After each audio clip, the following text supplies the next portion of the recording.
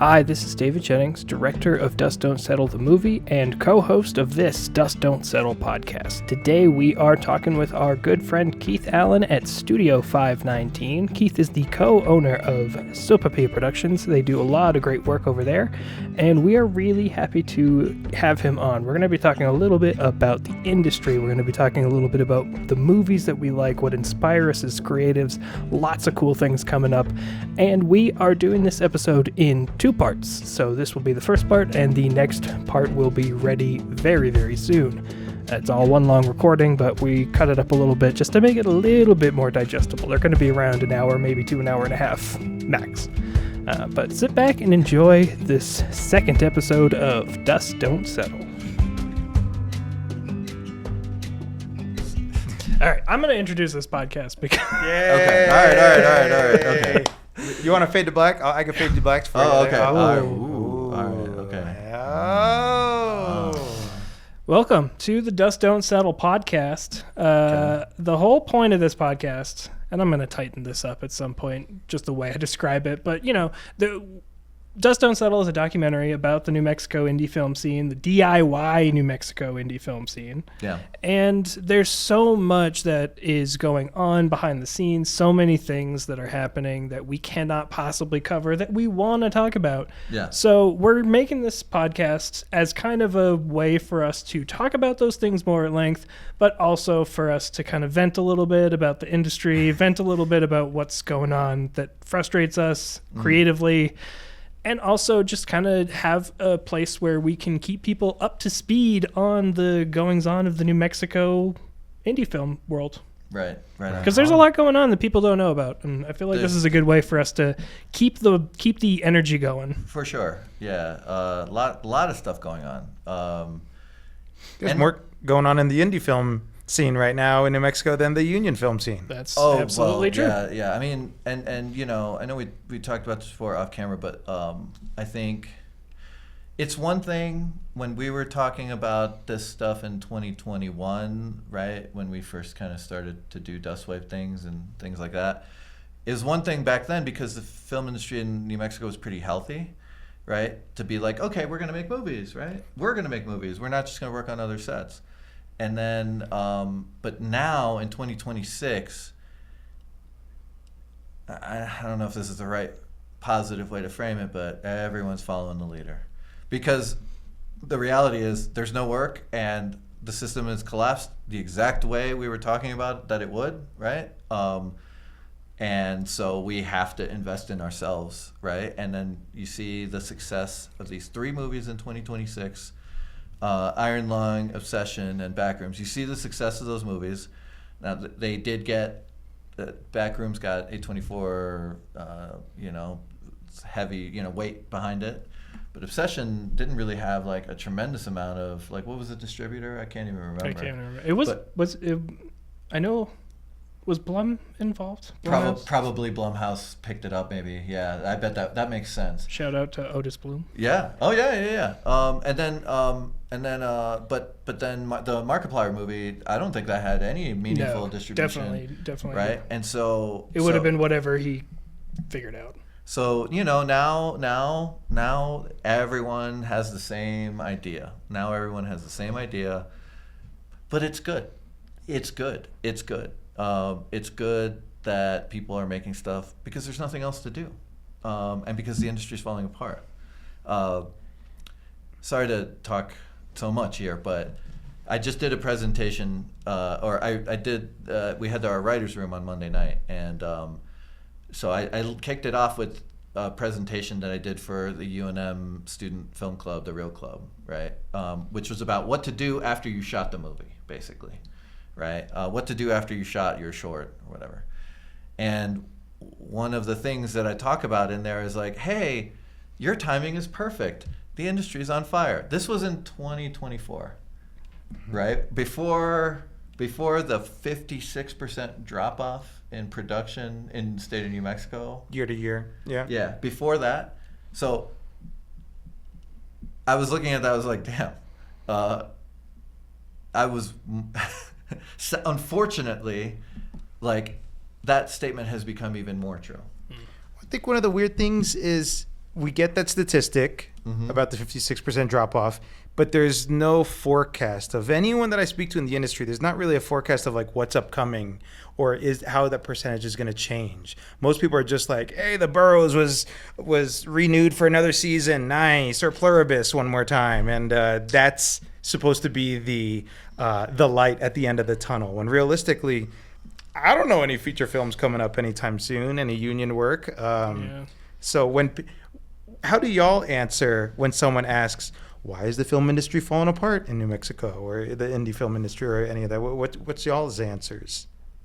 I mean, I only recently came here. Like, I came here, I guess, probably right as it started to hit the downshift. And I think, you know, my personal belief anyway is that I think that it just kind of didn't have enough traction to begin with. I think, I don't know, I'm not going to necessarily, because I don't know enough about like what works and what doesn't work in terms of tax incentives and all that, but I do know that there are a lot of things that were claimed that I'm not necessarily going to say are false, but they don't appear as true as they might. Like, for instance, you know, Netflix is here, and that's awesome, great. But Netflix doesn't hire people here. Like, what does that mean? Like, Netflix is here, cool. What does that mean for everybody else? The only jobs I have ever seen Netflix post here are like warehouse working. Or like, you know, and that's it feels like a lie, even though it's not, you know. I've had a chance to work on 2 Netflix films, and something that's goofy is any opportunities I've ever gotten were day player roles. It was never, whether it's crew or cast, everything else is either my main best boy. He was brought in from Atlanta for for Trigger Warning with Jessica Alba. He was brought in from Atlanta. He brought a lot of his homies, and in order to get the tax incentive, they hire the day players from here to work a couple days, and then they get their tax incentive, which is kind of weird. It's kind of bizarre. I don't know. I mean, it's so predictable, man. It's so predictable. And like, again, I've said this so many times, but you know, the tax incentive program I think it did do a job of attracting like some big productions here and helping sustain the infrastructure. But the lack of vision, right? Because when you do that and then that's the only move you have, that's the only card you play, it's a race to the bottom. It's a race to the bottom. And we are not going to win that race to the bottom. We are not, because we have to compete with the whole rest of the world, right? And what you've seen a lot is a lot of these studios don't even shoot in the United States anymore. Right. That's why there's so many episodes of Love Island, so many seasons. It's mad cheap to film over in Thailand and Vietnam and all that. Exactly. I mean, and like, so we can't race to the bottom. So the lack of vision is just the lack of investing in us. The lack of investing in us, the people that are struggling to make things with very, very few resources. And ultimately what that is a lack of belief in us. And you know, I've talked to people, right, I've talked to people that are very involved in at the film office, at the state level. I've talked to people in the film office. I've talked to politicians. And the big thing they always come at me with is, show me how it makes money, right? And show me how it makes money right away, and the state will get behind it. Right, and that's not how I come from startup world, right? So that's not how it works if you want to build something radical and new and different with a vision, right? Like, things don't necessarily make money right away because you're doing something really radical and different and new, and you have to kind of prove the market first, right? That's why people take on investment, right? Because if the thing would just make money on its own, you wouldn't need to get investment, right? Mm-hmm. But to do something with a little bit more vision and a little bit more disruptive, like, you need investment. And so you need runway, you need time and resources to get to a place where it returns. And so that's the thing. The state doesn't really, at the end of the day, see that with us. They don't see a meaningful return with us, which is funny, because in 2026, you have movies made by YouTubers beating Star Wars. And those people could have easily been from New Mexico. Something that's interesting is even those movies, like Obsession, had an $800,000 budget. Yeah, something like that. Super indie filmmakers. That's a lot of fucking money. It still. is a lot of money. That movie is. Let me do the math. About 40 times more budget than I've ever had to make anything. It is like the almost the exact number would be about 100 times. No, yeah. 100 times what the budget is for my feature-length documentary. Yeah. Okay. Yeah. Okay, wait, I have a question about that movie. I just recently saw it with Felicia, and we both loved it. It's incredible. Highly recommend it. Mm-hmm. Now, I don't know if you heard the backlash from, I believe it was the art director? Yes, yeah. Oh, So, yeah. okay, so the movie was made for $800,000, acquired for $15 million, and then made over $200 million in the box office by the, I guess, the distributor or whatever. Oh, yeah. So she is looking for some money on the back end. Yes. And there's a clear divide on social media about, yo, girl, you signed your life away. This is non-union. You did what you did. There's no guarantee. And there's also the people that are like, yo, hook it up. But then again, how much do you hook it up? Do you hook it up to everyone involved? Is it a percentage scale? Like, how does it all? What's y'all's opinions on Keith, that? you're gonna get me in trouble, dude. I mean, if you're not already in trouble. You're gonna get me in trouble. That's the whole point of this. This is what I'll say. This is what I'll say about what you just said. Fuck yeah, she should get broken off. Oh, okay. Fuck yeah, she should. From who? The distributor? I don't know. It doesn't matter. I mean, well, the whole thing is flawed in the first place. I mean, the whole thing is flawed in the first place. The business model. Yes, absolutely. Okay. Absolutely. Which is something a lot of people have been pretty quick to. I think even Curry Barker was part of that group that was saying basically like, he was very, very careful with his statement. Yeah. Obviously, he had to be because he's the one who is like reaping the most benefit from this. Yeah. But he basically said like, look, it's a systemic problem with this industry as a whole, Well, yeah, absolutely. And so, see, the thing is, right, is like just because you're indie doesn't mean you're cool. Just because you're indie doesn't mean you can't exploit people, you can't take advantage of people. And I've seen it very, very firsthand with my friends where people have been taken advantage of. People have not been paid, and other people have. There's not been transparency around budgets, and people have been taken advantage of because they don't have a lot of experience, right? Or the real filmmakers, they get money, but you're just an amateur, so you don't get any money. And it makes me extremely angry. It makes me furious. And there are people in our community that do that regularly and habitually, and they think that that's just the way things are done. Wait, sorry, I don't want to interrupt here, but I do think that like where you're kind of getting at is like it's almost the difference between a shift in the way the industry looks at how things could be done versus a legitimate movement, right? Mm-hmm.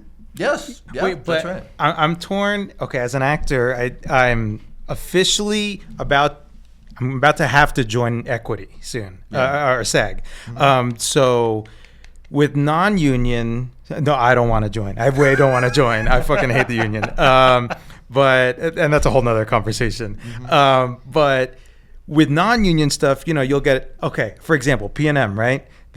I got a buyout, $250. They hired me on a couple more times, $250. They fucking used my name, image, and likeness more times than I can count. Right. Whereas there's and it was just like $250. Right. But I did a union gig where all I do is just hold up my phone and I laugh. And I just got my third renewal of $800 just in the mail. Yeah. And I'm like, all I did was just do this. That's all I did. And I keep getting, and I got, awesome. Yeah, it's fucking awesome. But who's to determine like what is the amount that you're supposed to get for the work, for the timeline? Like there's a weird divide between the union and the non-union kind of stuff. I just say, look, can I compare, like, let me shout out some filmmakers that are awesome. That do it the right way. Okay. That do it the right way. My friends, Tabitha and Mason McDonald, right? They made a feature, very low budget, but what they did is they structured it so that people in the cast and crew get back end points, right?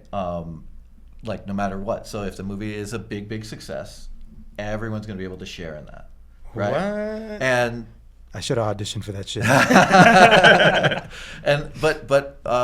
So they're just doing things the right way because they're good people and they want to take care of people, right? So for me, great. That's a great example of how you can build into your project a structure where like people get taken care of. I mean, you know, it's difficult for me to say because, you know, a lot of our projects are like kind of mutual support based. Like I'll help on your thing, you help on my thing. And if we have the budget to pay people, we just break it up and just pay people like basically the same, you know? And we also know that we're never going to really make more than what we made on the fundraising. On the fundraising end, right? Like on the crowdfunding end, let's say. So you know, it's a little bit different with us, but you know, trust me, the second I do a project like that, you could bet your ass, like, I'm going to make sure everyone's taken care of in the project because it's the right thing to do because I'm not a greedy, selfish, narcissistic fuck. Sorry. Well, and listen, I'm gonna be a little bit defensive of the people who you just called out specifically. But like, you know, I didn't say anyone specifically. No, but you know, we're talking about all of these films that just came out and all of that, right? And I think that those people aren't necessarily coming at it looking at this as a how do I change the film industry, right? Right. All they're doing is coming in and saying, I want to make a film. I've got a following, so yes. I have a good opportunity to make a little bit of magic, right? Yes. Like, and that's great, you know. And that's why I wouldn't necessarily go so far as to say like, you know, that people who are doing that, like with Obsession and Backrooms and all that, I don't think that they're necessarily intentionally like trying to game the system in any way. I just think they're not thinking about it from the same way that we're thinking about it, where we want to see that real shift happen in a much more major way at the ground level. Yeah, But you're totally right, though. It's interesting, I like, agree with you. if it wasn't successful, then, like, she wouldn't No be one saying would've cared. anything. True. No one would give a It's true. shit. But now that it is successful, it's like, okay, cool. Let's say she does get back. How much? Who's in charge of that? The producer, the distributor, the director? Does the whole crew get back in? Does the whole cast get back in? Okay, but, like, check this out, okay, right? I was thinking about this in the context of startups, right? Like, so... In tech world, right? And I'm not saying tech world is so fucking amazing. Everyone's like behaving in incredible ethical ways. No, I will say that like in the kind of good days of you know tech startups and stuff before artificial intelligence, when you joined a company, part of your compensation package, almost always, without question, was stock, right? Like you were getting paid, and then on top of that. There should be stock in right? film. Like you know, you're getting stock. That's bad. Right? That's a good idea. When I joined a startup in 2019, I got stock that would vest if I stayed around for a certain amount of time. Like that was just normal, right? It's just normal. So I would like to see those kinds of ideas. Nice. You know, like because it can be done. It can be done. The thing, again, and I agree with you, I don't think people were trying to screw people out of anything, but they're not thinking big. Right. You're right. They're thinking smaller. They're thinking, I just want to make a movie. For me, making a movie is not worth exploiting people, right? Because I have to live with myself the rest of my life, right? It's not worth it to me. Now, for some people, like, I don't know, they can just, that shit rolls off your back, whatever. But I can't operate in that way. So to everyone else that can't operate in that way, hey man, it's a free country, God bless, but also fuck off. Okay, let's do a quick, let's say they get their way. How much money are they entitled to? If it's grossed $200 million in the box office, like, is it a percentage? Is it a flat rate? What I would say you got to cap it somewhere. Yeah, of course. Yeah. What I would say is if they really wanted to be fair, I think they should carve out some percentage of the profit pool, right? Because the way these things work, right, is a lot of times you get an investor or you get a company investing or putting up like the budget, right? It was $750,000, I think. Right, so I don't know exactly where they got the money to do it. Right, that's a question within itself. I assume it's investors, or production companies or whatever. Well, so, he's a big social media guy. Right, so, right. You know. So, but maybe he pitched. I don't know the story, so he pitched. I assume he pitched them or he pitched investors or whatever right? And so typically with these things, right, you have to get them paid first. There's a waterfall, and they're entitled to theirs, plus like, let's say 20% or 30%, it depends, right? You can negotiate these things, right? So they got to get taken care of first. So they're getting the first money no matter what, right? After that, right, then typically those investors, they get a percentage in perpetuity, right? Also negotiable, right? The filmmakers get a percentage in perpetuity, also negotiable. But and who's then negotiating that? And if you're a halfway decent person, right? There's another pool for cast and crew, right? Where those folks get, like some sort of profit sharing in perpetuity. Whose job is it to negotiate all of that? Is it each person individually? It's going to be that person or their agent. Or their LLC or whatever it is, right? Or their company or whatever it is. I'm not saying... Which, by the way, was the core argument behind, like, unionizing in the first place. Right? That's right. Yes. Yeah, that's right. That's right. I mean, look, you're going to get me trouble because I don't like the film unions either, but for different reasons. I could say, okay. That is a good segue to during the strike, during the actors' strike, SAG messaged everybody. I was SAG eligible. I guess I was just like on the overflow or some shit. Yeah. They messaged me and said, anyone that crosses the line, whether you're union or non-union, will never be allowed to join the union ever again. And I wasn't in the union. And I was like, this is a really fucking weird position. I ain't get no incentives from you. You don't give a shit about me. You don't give me any job hunts. You don't give me any medical benefits. But I have to abide by your rules just in case I join the union in the future. That's kind of fucking weird. Yeah, and look, I know one of the SAG reps, the local SAG reps. Her name is Kate, and she's a lovely, wonderful human being. So can I just preface it with that? Okay. She's a lovely, wonderful human being. I also think that the SAG micro budget agreement is very fair and reasonable and very easy to get. It's weird how many filmmakers will come to me and be like, "Hey, can I pick your brain about working with SAG on a micro budget?" I just literally send them the same link to fill out a form that takes 10 minutes so they can get their agreement, right? And that's great. That's awesome, and that opens a lot of doors for people. It's really cool. I also feel like I think 2% of SAG's members are fully employed, full-time employed, right? Wow. And I feel like a union that has 2% full employment is probably not doing the best job.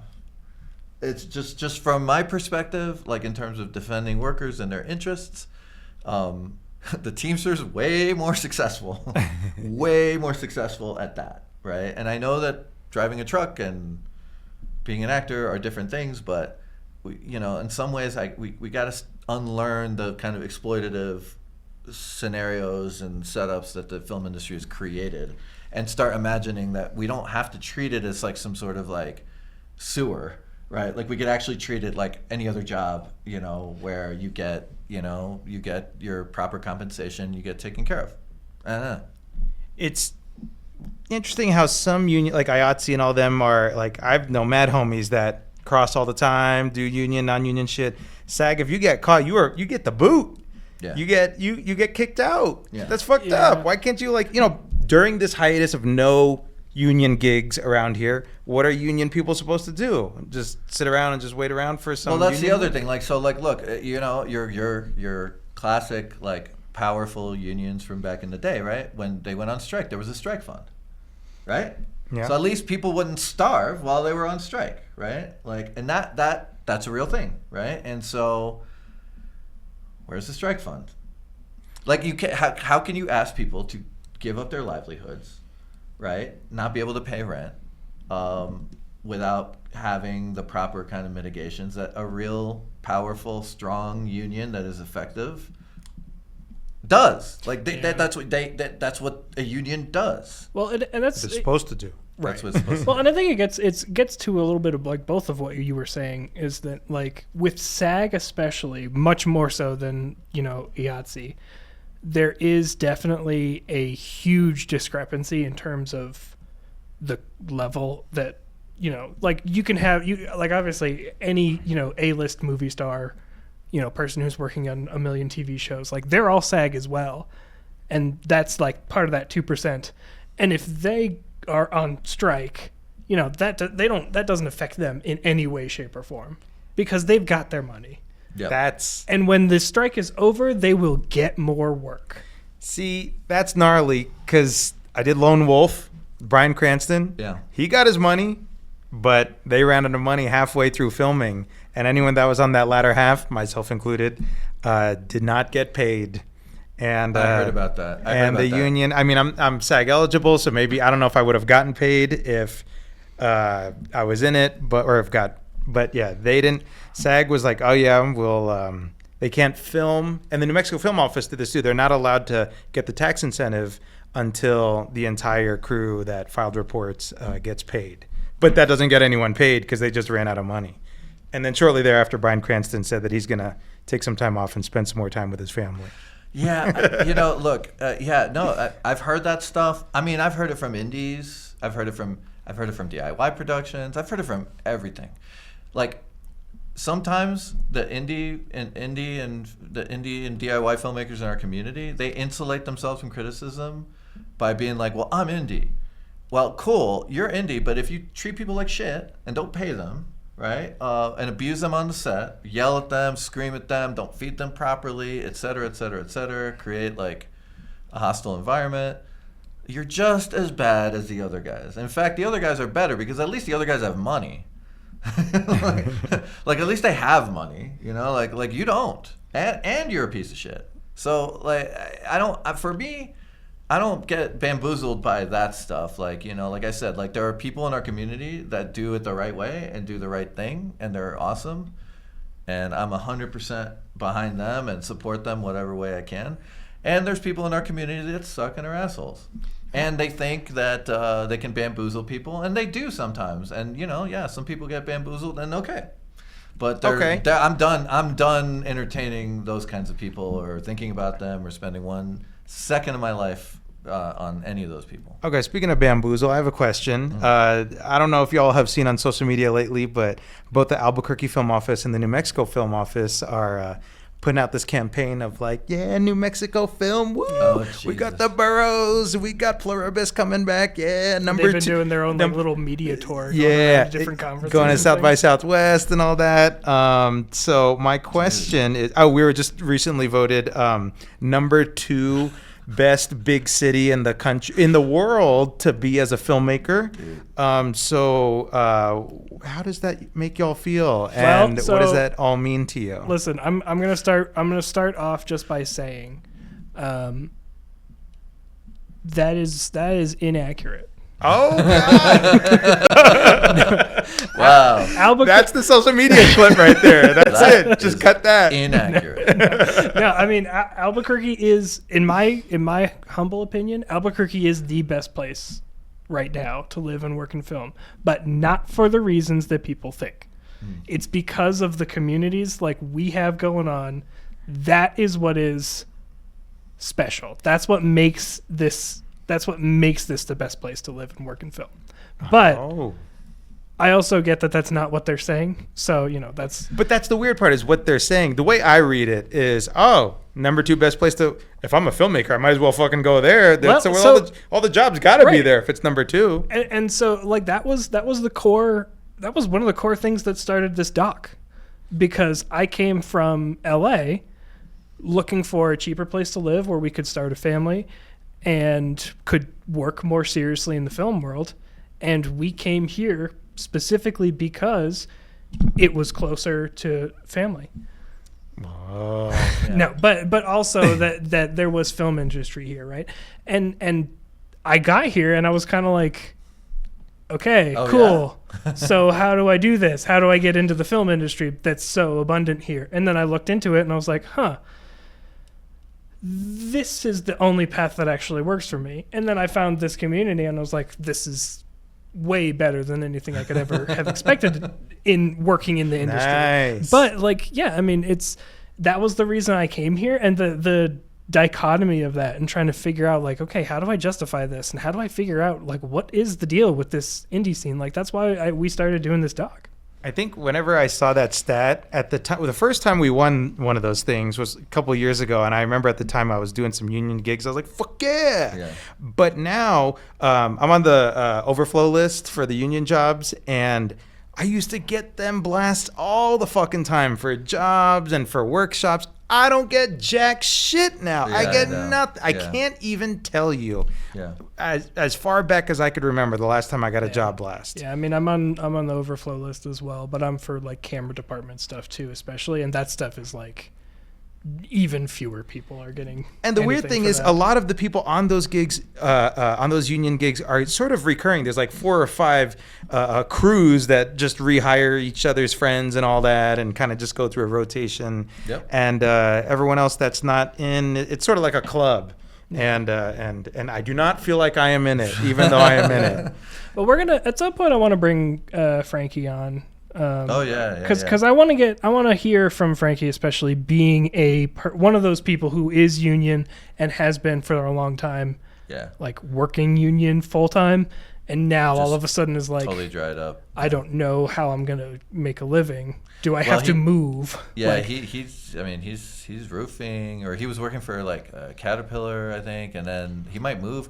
So yeah, no, and that's an incredibly talented technician who's worked on a million different sets. And so there's a lot, and that's just one story. But I do want to talk to him at some point, just to be like, what is your perspective as someone who is on the inside? Like, because we're all still either tangential or kind of just barely on the fringe. And and I think all of us have day jobs that are a little bit insulated, at least from all this stuff, right? Like, and that, I think that is really important. Well, Keith, you're probably the least insulated in terms of your day job stuff. I mean, probably, yeah, I guess, yeah. Well, one of the things that I wonder throughout it all is, I remember during the strike, during one of the strikes, we did a food show, and one of the perks was, it was like we had the pick of the litter. We could hire the best camera people, the best, like, it was awesome. Oh yeah, I remember that. But and now you think about it, and it's like, I think about a lot of those people, and I haven't even seen a lot of those people. I don't even know if a lot of these people have moved away, or there used to be, a couple years ago, we made our company ethos, let's do it for the community. Let's do what's best for the community. And now I had this long conversation with Felicia. I'll be like, I'll be honest, I don't know where's the community anymore. I don't know. And it's not saying that people are like flaky, or it's just there's no opportunity to create the community. So like there's just a bunch of people that have taken new jobs, that have moved away, and that's the part that's hard for me, is like when you want to do it for the community but there is no fucking community, then what do you do at that point? And do you keep fighting the good fight to try to salvage the community and try to rebuild it, or do you just kind of, at what point do you throw in the towel and kind of just be like, all right, well, got to change that ethos? I mean, I think it depends on what. Like, so for me, like the way I see the community, it's evolved over the last few years, because like when I first was like doing stuff with Dustwave and things like that, like to me, I saw there was this community of like creators, right, that were doing things on a very, very small scale.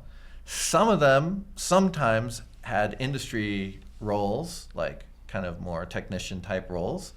Many of them didn't. And many of them were just doing it themselves, right? And so one of the things for me was like connecting some of those people with some of these like industry people that have more experience, right? And like I kind of thought like that's what's going to elevate us, right? Is we have this all these talented technicians, and when they're not working and they want to do something, hey, come help us shoot this crazy stuff that we're cooking up, right? And then we can learn from you, and you can learn from us, all that. There is still a community of creators, and it's very strong, and they work really hard, and they do a lot. But because the community of technicians, right, is eroding majorly, right, everything becomes harder. And the people that hang on, man, they're hanging on by a thread. And so like it's like for me, even like I know some incredibly talented industry people. 2 or 3 years ago, I would have said, hey man, could you hop on this thing? You know, I don't know, we got $100 a day or something like $50 a day or something like that. Would you hop on this thing and help us out? And a lot of times they would be like, yeah, sure, awesome, right? And now I don't even want to ask them because I don't even want to ask them for that. Like the only times I ask people like that for help is when I have a real budget, because like I'm not gonna like throw them $100 a day or something like that or $50 a day, and insult them right now. You know what I mean? Like insult them when they're really struggling, really bad to like do anything. You know, it's weird whenever it was feast or famine. One community that I feel for is the background community, because I would see these posts all the time. $150 for 8 hours tomorrow in Las Cruces. Right, yeah. And you're like, you're trying to tell me you're going to pay someone barely minimum wage, not give them a gas stipend. They got to cut their plans for tomorrow to come on down just to be background on something. And around. Sometimes they say like heavily featured or something like that. Yeah. But that's not $150 for 8 hours, and they got to drive down, and gas is $1 gajillion a gallon now. Like, it just doesn't make sense. And I don't know. It was like that 3-4 years ago. It is still like that. Yeah, and I don't know. I know, dude. But you know what? I just get really uncomfortable. Like these are people that deserve to be taken care of, and it's not that the people I work with a lot of times don't deserve to be taken care of, but we take care of each other. It's a different model. You know, it's a different model. Like I will help, like with Dustwave, so like pretty much everyone, I have helped them fundraise, right? Like, and I'll do it over and over and over again. I've built a whole fucking platform for us to fundraise, so we don't even need Kickstarter, right? And you know, like if I can help promote it or if I can help organize it or whatever, like I'm really down, right? So we help each other. Right, but like if we're gonna hire someone from the outside because they're really experienced and you know they have the capability of doing X, Y, and Z, I just feel like I need to pay them something close to what they deserve, right? And this goes back to like the proposal that I put together last year that got a little bit of local virality, I guess, called the Indy 50, right? Where I basically say, hey, State of New Mexico, take 1% of what you pay out in the tax credit to support us, right? So that we can afford to pay all our people on our sets tier 1 wages, right? That's the whole premise. That's the whole idea, right? So that we don't insult. I mean, tier 1 is not great, but it's something. So we don't insult our technicians, and so we give them a little bit of a lifeline. And at the same time, we get to grow as filmmakers. We get another shot to make something really cool. And to represent our state and to build this infrastructure in this community. But well, how do we get an indie film voice at the table for the state of New Mexico or the Albuquerque Film Office? Well, okay, there are people like there's the Governor's Film Commission or whatever. But what do they do? Okay, I have a question. Yeah. Okay, let's say the film office, right? Yeah. Let's say there's 10 feature films filming. Let's say there's 0 feature films filming. Are these film liaisons for the city and for the state, are they still getting paid the same? Well, yeah. I mean, they're on salary. Yeah, I they're presume. going, yeah. Isn't that nuts? So, yeah. If there's nothing to get filming here, then we should try to figure out a way to support the infrastructure that's here currently. I'll give an example of a proposal that I had. We tried applying for a permit, a location permit, one of those blanket permits or whatever, for a short film that we did. And they said, okay, we went through all the paperwork. They're like, all right, that'll be $800. And we're like, $800?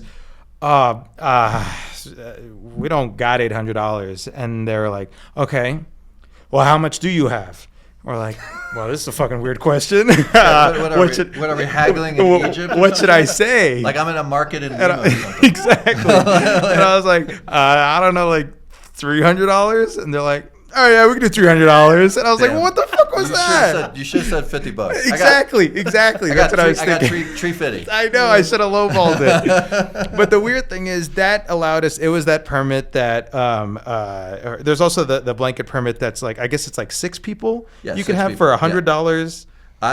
We've never paid for a blanket permit. Or I think it's supposed to be $100 a day or something like that. We've never paid. Yeah, we've never paid for a blanket permit. And yeah, it's 6 cast and crew.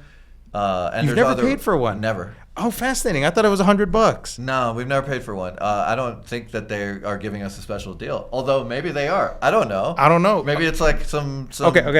This is one thing I'm asking for from the film office is to extend that 6 people. Let's talk about a film set. You got 6 people. Okay, let's say you got camera, you got director, you got light, sound. We're not even talking about performers. You have 1 performer and maybe, I don't know, a PA. There you go. That's your 6 right there. You got a 1-person show.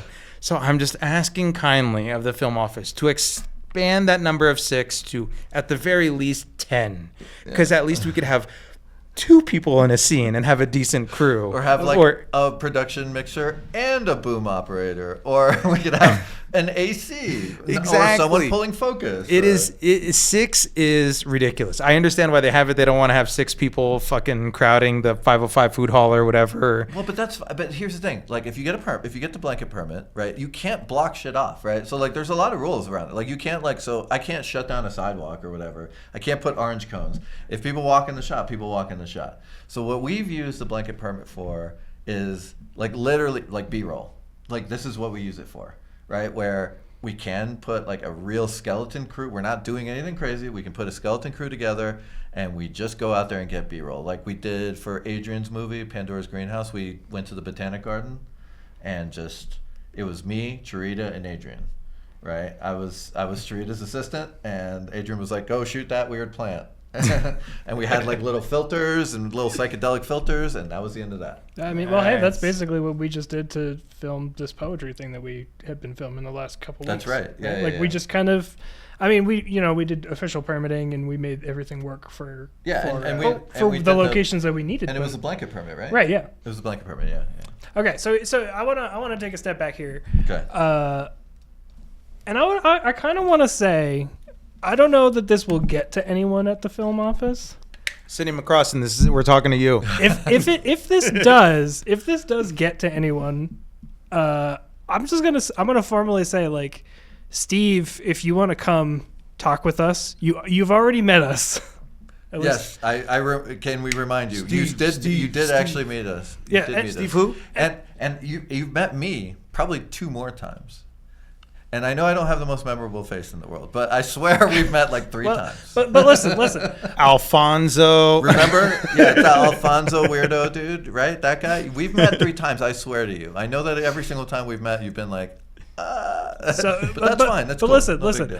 If you have things that you want to say to the indie filmmakers, to the people who are like us, who have a lot of negative things right now that we're feeling about the film office or about the unions or whatever, like, I really would love for you to come just talk to us. And I promise we will be very civil. We will maybe not even let Alonzo talk. I think all we're kind of looking for is like a seat at the table. Yeah, well, it's that and a little bit of transparency too, right? A little more transparency. I mean, because I know that like things have been changing and from the conversation that we had with the director before,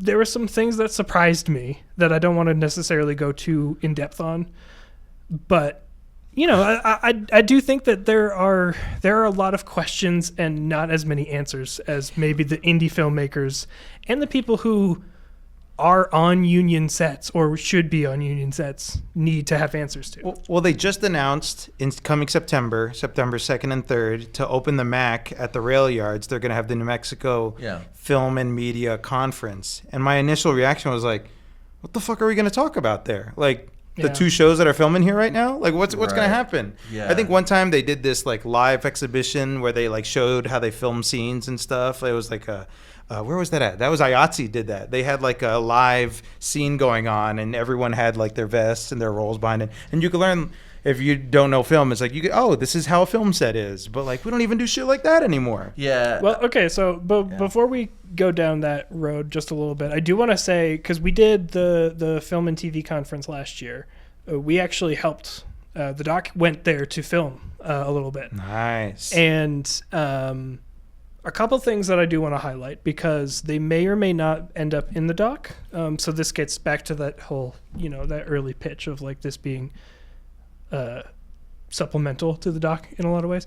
But one thing I do want to say, the people who were setting up, the people who were running that event, the crew who was there, almost all of them were filmmakers in some way, shape, or form. Almost all of them. Most of them, the crew were CNM students who were in a film program, who were there to help. Cinelise was there teaching people how to rig up lights and banners and things. It was really, really like all filmmakers. Nice. And that is something that I really hope we can show off in this doc, is like, listen, if there's an event going on that's media adjacent in this area, there's a better than average chance that a lot of people who are working on it are filmmakers. Yeah, that reminds me. I think you might have went. I heard nothing but good feedback talking about New Mexico film. Nothing but good feedback about the Las Cruces Film Festival. Yeah. And how it was totally directly associated with the local film program there and run by students. Well, But for some reason, CNM and UNM doesn't do that. Yeah. I mean, look, that was really it was a revelation to me, because we went down there. We had a movie in we had two movies in the festival, and it was the first time I'd gone. My parents actually live in Cruces, so it was like easy reason to go. And I went, and what I've learned was, it was a film professor at NMSU that started the film festival as a class at NMSU. And so he got this class of students, and they basically created and ran the festival. That's badass. And they've done it every single year. And then the people that have run the festival, those students, what they have learned has helped them in life, right? And like organize like a big event like that and make it go. Wow. Right. And a bunch of them talked about how awesome the experience was, how they and then for them also the networking opportunity of connecting with not only filmmakers in Cruces but all over the state, right? Like that dude from The Avengers. Or from the Guardians of the Galaxy. What's his name? The blue guy with the mohawk. I know, but he's Henry Portrait of a Serial Killer also. Michael Rooker. Michael Rooker, yes. yes. There you go. And so the students got to meet people like that. But also, at that festival, who was there? The mayor of Cruces was there, giving a prize to the mayor of Mesilla. If you don't know, Cruces and Mesilla are basically like sister cities. They're right next to each other. For supporting the festival. They have sponsors, banks, the whole community rallies together to support this thing run by this film professor and students. And it's a loving sort of ecosystem of like support for those Las Cruces filmmakers that are getting going and getting started.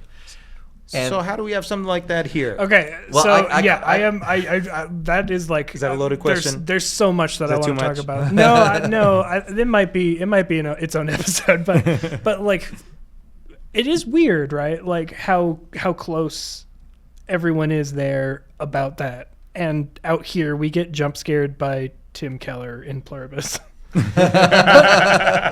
but like. But I have been asking myself that question since I came out here. Why is there not a more major Albuquerque Film Festival? There is one that kind of calls itself the Albuquerque Film Festival, but it's not run by locals, and it's...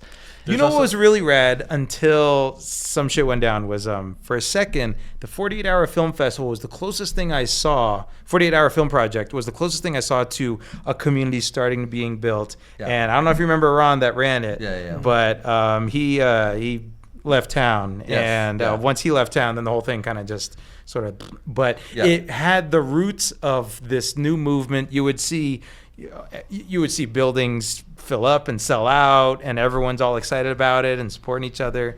and then it sort of just disappeared once he. And I will say that since we're both, our companies, Sopapilla Productions and Serious Goose Productions, we're both sponsors of this event.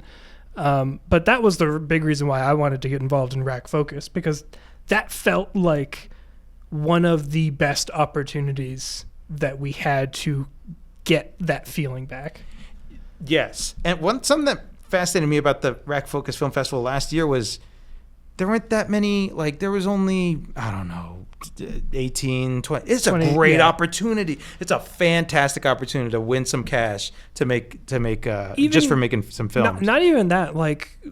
The thing that I was amazed about the most was how many teams were first-time filmmakers and just went for it and just did something. And, were the products as great as they could be? Maybe not. Were they, eye-dropping? No. But, they were films. They made them. And they were unashamedly proud of them. And that was something that was really, really amazing to see. And also, I cannot even imagine shooting something like that and then showing it to an audience and then also standing up in front of 3 industry professionals who are going to critique it live in front of me. but still, it was, they were, judges were gracious. Obviously, they were very measured in the critiques that they were giving, but they were really kind, and the filmmakers all took it really well, I thought. And I think everybody just had a really, really fantastic time with it. And most people, I think, got a lot out of it. Alonzo, how come you don't do that competition or the 48-hour film project anymore? Well, it's a relatively recent one, and you were busy. But so because you guys are great filmmakers, you guys have made some great shit. Well, you guys have won haven't you won? Yes, we won. We won 48 twice. Yes. Alonzo and I actually kind of feel the same way about this, I think so. The thing with I owe a lot to the 48. The 48 was the first time that I made something with my friends that was something that was very public facing, right? Before that, we were doing stuff, but it was just our thing. Didn't you go to Portugal for it or something like that? Yeah, well, the first year we did it in 2021, we won. Nice. Which was crazy, right? And it was very surprising. Honestly, it was very surprising and very crazy. And that was Lagrima, right? No, that was a mockumentary called Mike Mysteries, which has one of my favorite performances by the amazing James Rodriguez. Congratulations to James for the Knicks winning the finals. He's a big Knicks fan, but we won it twice. We won it twice. We got second another time, and then last year, James led a team. I wasn't part of the team, but James led a team that won with a bunch of our people that won again also. Nice. So we've had a lot of success and but the thing about the 48 for me is you did it. You're done. You want to. Well, it's not even that. It's I respect it. It's awesome. So part of it, one part of it that I don't like. I like competing just like anyone, right? But not in a destructive way. I if you make a movie, I make a movie. We show it. I love to see what the competition brings out. And if you make a really cool movie, and I'm watching it, I'm like, damn, that's pretty fucking cool. Not oh fuck, we're fucked, But too many people have that other, to me, regressive attitude. And so what 48, I think, unfortunately, does, is it creates more cliques and less, it's like people will see each other at the things, right? But then they won't see each other anymore until the next year, right? Until the next year. So for me, part of the thing we were trying to do with Dustwave is just we're not going to compete, right? We're going to do things together. We're going to help each other out. We're not going to compete, and we're not going to be we're not going to be we're not going to have little cliques. How successful that has gone, I guess, is up to interpretation. But that was the whole idea, and I don't anytime Gov especially has an idea for how to support the indie community, it's always a competition. And it's that kind of Okay, sorry. I'm going to go on a little bit of a tangent. Okay, Well, but this is relevant. It's relevant, okay? Yeah. Okay. All right. I fucking hate, just number one, I fucking hate Peter Thiel, okay? Peter Thiel can go to hell. He's a scumbag. I put that on record, okay? Peter Thiel's a scumbag, okay? He wrote this book called 0 to 1, okay? It is the most honest book written by a capitalist about being a capitalist. I give him that. He wrote something and it's blunt and it's blatantly honest, right? And in the first chapter, what he writes is that the big misconception that people have about capitalists is that they want to compete. And the answer, the real truth is that they look for places where they don't have to compete, right? Because competition wastes time. It's a waste of time and it's a waste of energy, and it gets in the way of what you're trying, of like the thing that you're trying to accomplish. So what real capitalists do to make money hand over fist is go to places where there is no competition, so they don't have to worry about that, or they don't have to think about that, and they can focus on the task at hand. Nice. And that is I find that in business to be extremely true, and I find it in the local scene also to be true. There's too many people that waste too much time on bullshit like that.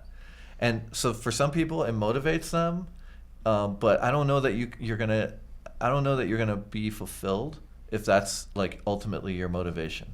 I know people that make movies out of spite. They will make movies to spite someone else. It's so stupid, and it's so like retrograde and cynical and like embarrassing. But I know people like that. So to work this way back into like 48 and stuff like that. It's cool, and Ragfolk, it's cool that it gets people making stuff. It got us to make something, and it got us validation that we didn't have, and I will be very grateful indefinitely for that, and I respect that. But I'm not interested in competing anymore. I'm interested in making cool stuff, supporting the cool, interesting, weird filmmakers that I like, supporting my friends that have supported me. Those are the things I'm interested in. I'm not interested in winning a fucking prize or like first place or second place or whatever. I don't give a shit about that anymore. And that's a big reason why I wanted to be involved in the back end of Rack Focus as opposed to competing in it, because I also don't like that, because I do, when I make a film, I still am part of that, weird group of people who consider it making art. And thank you for listening to the Dust Don't Settle podcast. Be sure to tune in for the next part. We finished this conversation with Keith. We're talking a lot more about movies and the things that inspire us.